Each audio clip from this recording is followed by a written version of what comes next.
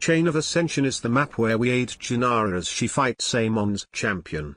To support her, each player needs to stand a guy near and push her along the track to the southeast corner. If we push the fight all the way there, we win. But if Amon's forces support their champion and push them all the way to our corner, we lose. Half of each base and each attack is immune to you or your ally. After death, the enemy units revive and immunity flips to the other ally. Arcturus, where do we have him? Arcturus, well, maybe Earth splitting will be pretty good for this to get rid of your stuff. And I think, okay, I never actually tried that with Polarity, but I think that the toxic thing actually stuns even units that are immune to you, so that could be pretty good. So, well, merchant of that, you have explosive dudes. This is inhumane. Pretty early, you can have a relatively strong army. Well, relatively strong explosive army. So, I think that Arcturus can actually go also to A tier because of that. What do you think about A tier at Benham? Yeah, I had him in A tier as well because of Earth Splitters. I can't remember if you can fear your allies units, but even if you can't, you're shutting down half the wave, which means it never even dies to just die, right? And so you don't have to have the second wave of polarity there. So you're only dealing with half an attack wave. Surely your ally can do that. Surely. So yeah, I had him in A tier for that reason. I did play Arcturus. Sorry, go ahead. I did play Arcturus this week, my Donnie. Air is such a big problem for him because yes, your Earth Splitters destroy all the stuff on the ground between the bases, but you do have to push in. And the fact that you have to rebuild the Earth Splitters in areas that can actually shoot the last hybrid, you do have to clear the middle bases. There is an area I found on the map. One of the second bonus spawns is buildable. You can build Earth Splitters in the lower spawn location of the second bonus, and if you build the Earth Splitters there, you can hit the last set of Thrashers from there. But if the last set of Thrashers is air, it's so annoying to hit those. You do need units to deal with that. I went with Pride of Augustgrad. They suck. So you just suck. Against Polarity. I went the anti-air guys, the green vampires. They suck in general because they keep dying to polarized units. I don't know. Maybe Cass is just not the best ally. Were you on P1? I was on Merchant of Death. I did use the Nuclear Annihilation. And yes, but you also do have toxic thing. Why would I use Toxic Tyrant? I need the nukes for the hybrid. No, yeah, I know, but you still have. But you have contaminated strength. Yeah, it's not that It's good not enough to destroy hybrids. Yeah, I know it's not enough, but you can still kind of pacify. You could kill all the units in front of the hybrids, and then I feel like surely you could just brute force the hybrids when your ally attacks them. But... Not if they're air. Not if they're air. You have to push. You have to. Have you guys tried it? Have you guys tried it? Maxed out trooper army. Answer me. Have you guys tried it? No, I haven't. That's why I'm asking. I have tried it. My Donnie. And your ally was which commander? I'm Kalagan, playing as Karax. So he play at full strength or goofing around as he knows? I don't know. I was so focused on trying to build Earth Splitters, build units, upgrade my army, build stuff that I didn't really. I can see he was building static defense. He was tower pushing. It was sort of mildly goofy because he did push with primarily monoliths surrounded by shield batteries, which did help in his defense against the enemy composition we went against.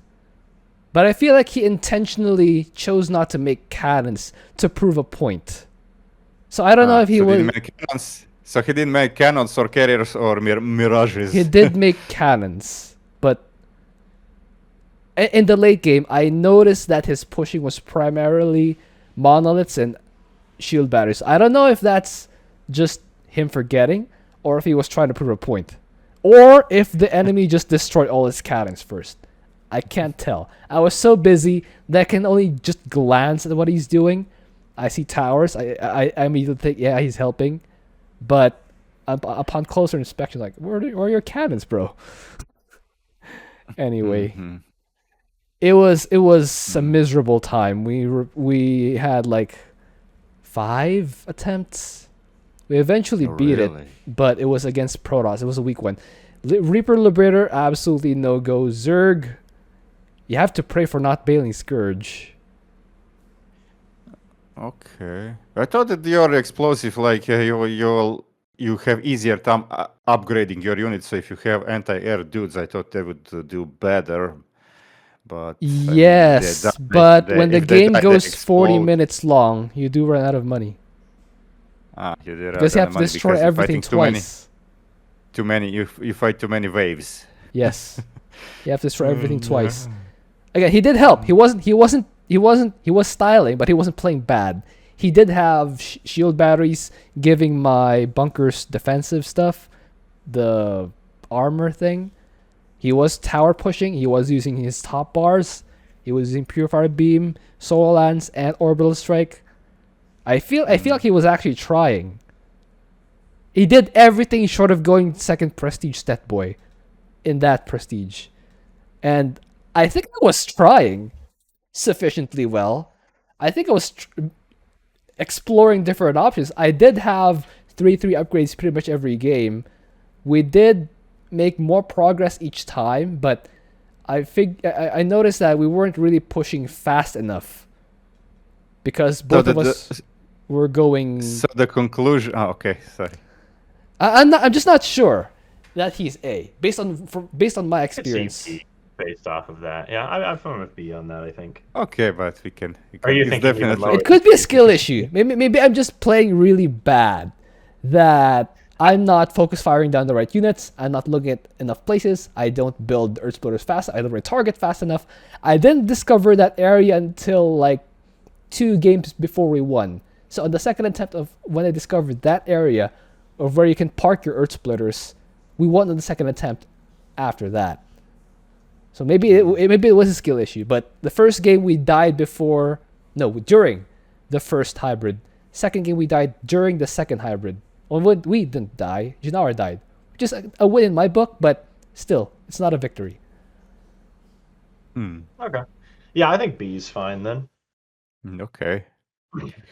I feel like you feel like F, huh? CTG? No, not F. I feel like I could be very biased because of my personal experience. I haven't seen a competent person run Arcturus. Maybe some guy like Tutu will make him look like S tier with a serviceable ally. Maybe I should have leveraged more repairs in my bunkers. I did have all of my bunker upgrades, the armor and the range. I did have guys repairing in the early game, but as the game drew on, I noticed that my units were still dying, even the Prides of Augustrad, because of Polarity. My ally was not destroying them fast enough. They didn't have enough tanking. Or maybe it was just bad luck because we rolled what was that comp? The one with scouts. The scouts hit pretty hard. Fleet of the Big Mother, Fleet of the Matriarch. There are 2 of them. Fleet of the Matriarch and Hope of the Kali. I think it was Hope of the Kali that we hit several times. The old Colossus. And Reaper Liberator is absolutely no-go. It's just no-go. It's your bunkers, even with upgrades, melt so fast to Reapers. Cyclones are and Cyclones are also Cyclones are worst unit in that composition. We didn't even reach the Cyclone stage. We died to Reapers. My Donnie. Oh, my Donnie. And Liberators, absolutely. Oh, my Donnie, Liberators.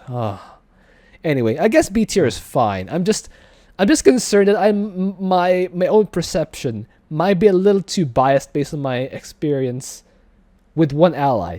Maybe if I had a Zagara ally, it would be different. Maybe if I had a Tychus ally, it would be different. That's just based on my experience. I do wonder, like, yeah, because like Karax and Mengsk are both gonna have more trouble pushing on average, right? That's like their downside, right? They can clear buildings, but actually it's pushing. Like any other commander basically would have had a better time pushing into areas with you.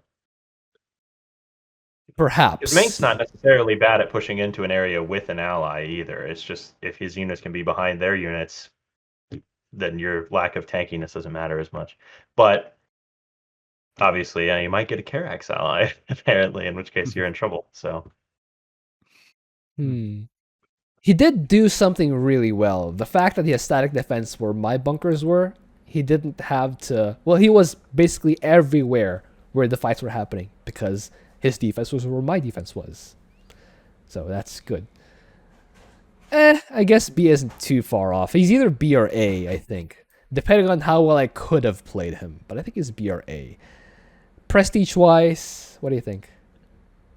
Third one, right? I would say third. Yeah, I don't think the... Oh, did you test the... Did you notice if the fear works from Contaminated Strike on all units? Should. It works on... It should because... It works. It totally works on your ally units. So you can stop attack waves if you can target properly, which I can't. Because it doesn't... But if we're talking theory, you only have to fight the hybrid sets and clear the middle lane, basically. Yes, so in theory, you only have to... If you target well, unlike me, you only have to fight the hybrid sets. But if it's air, you have to fight the escorts anyway. So I feel like the point is moot, you know? Anyway. Yeah, that's fair. Yeah, I just wanted to say that all abilities can do their job on immune units. You just cannot do damage to them. The effects totally work, just not the damage. Anyway, I think we've babbled on about Arcturus for long enough.